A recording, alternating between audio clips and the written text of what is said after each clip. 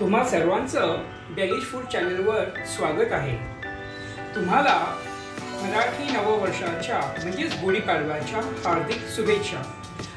आता उन्हाळा सुरू झाला आहे, तर या उन्हाळ्यात आपल्याला काहीतरी स्वीट पण थंडगार आणि रिफ्रेशिंग असं खावंसं वाटतं। तर आज मी तुम्हाला दह्यातील फ्रूट सॅलड दाखवत आहे। तर इकडे मी हे बघा, हे घट्ट दही घेतलं आहे 1 वाटी। हे बघा, त्याचं सगळं पाणी मी खाली काढून घेतलंय। आता हे दही मी या वाटक्यामध्ये घेत आहे।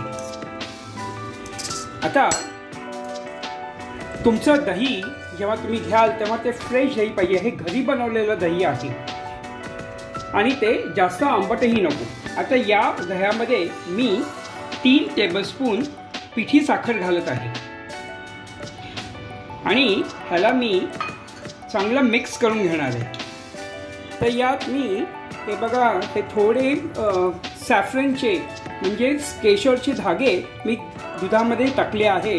साधारण 1-2 चमचे रंगासाठी आणि चव येण्यासाठी, चांगला सुगंध येण्यासाठी मी हे केशर टाकत आहे। नंतर यात मी अजून छान सुगंध येण्यासाठी थोडेसे व्हॅनिला इसेन्स टाकत आहे आणि ह्याला मी मिक्स करून घेतो। बघा काय सुंदर रंग येतोय।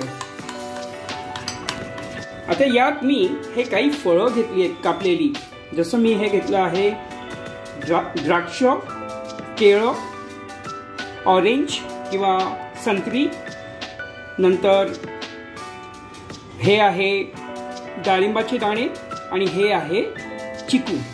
आता हे मी एक एक करून यात मिक्स करेन। आता फळं ही ऑप्शनल आहे, जी तुम्हाला आवडतात ती तुम्ही वापरायची आहे। तर हे मी आता मिक्स करून घेतो। यात तुम्ही फक्त अननस आणि पपई काहींना आवडते, काहींना नाही आवडत, तर हे फळं तुम्ही यात घालायची नाहीत। आता यात मी